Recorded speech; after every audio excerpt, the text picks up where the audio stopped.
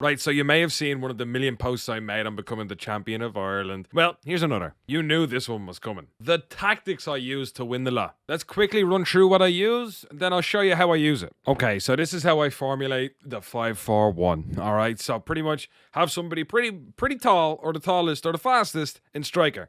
And then in right mid, I like to have a 5-star skiller at the very least with the outside of foot shot trait.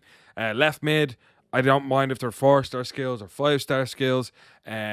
But if they could use their left, you know what I mean? So like a 5-star weak-footed right footer or a left footer on the left mid position. Obviously, left wing back. This team is just kind of put together for the time being. Musiala playing a right wing back also has the outside of foot shot tray because when he gets forward, you kind of do a ball roll, travail a shot, and Bob's your uncle. Then obviously Alowaran kind of does the same. Well, I would usually have a left wing back, an actual one there, but I'm just trying some stuff out and testing at the moment. This isn't the team I won it with. Obviously, it was Dundalk, and I was using a left wing back for that. The left wing back does a very good job. I used Javi Gallen on the second account. I got 20-0 with a different formation, but I had Javi Gallen at left wing back who done a really good job in the 5-1-2-2, which tactics may come for that at some point as well. But anyways, hop on over to the tactics, all right? So basically balance, direct passing, keeping it pretty tight defensively in terms of width, and then depth 52.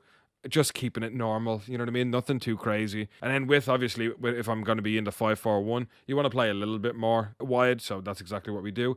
Players in boxes 6, corners 1, corner glitch, volleys from the corner, or 1-X all the way out to the edge, rainbow flick, power shot, goal. That is pretty much what we do there. 3 centre backs, obviously, you just don't touch them at all. Right wing back and left wing back, I use balanced attack and overlap. The reason for that is I like to trigger my runs myself, all right? So I press L1 or R1 myself. If you don't like doing that as much, just stick this on, join the attack, and make sure it's on overlap always. But me, I like the position that right wing backs and left wing backs get in with balanced attack, and then if I want them to move forward, I can trigger the run manually. So that's just the way I prefer it. But a lot of people do have joined the attack, which I don't blame them either. 2 centre mids, stay back while attacking and cover centre. The striker, we actually leave alone completely. He does fine. And again, I trigger a lot of runs myself. So a lot of people would have get in behind here. I trigger a lot of my runs myself, so I don't need that. I'm a very manual run based player, I guess. Wings, I don't have come back on defense. A lot of people have that as well. I don't feel the need to. It's fine. They still get back, and then I still pull them back if I need them. I do have cut it inside on, though, because obviously when your left wing back is going up with the overlap, you want your left mid or right mid, to come inside a little bit to give that lane to the left wing back or right wing back. And the same goes on this side too. So, and the only thing I'll actually say with the goalkeeper, come for crosses and sweeper keeper, is pretty important, actually. It's something that I use quite often in all my setups because I hate when goalkeepers just stand on the line for crosses. And then sweeper keeper, not really sure if it helps, but I turn it on because I like, pressuring the player that's running in on goal. But that's pretty much it. I know I didn't take a breath there. If you want to watch it again, you can.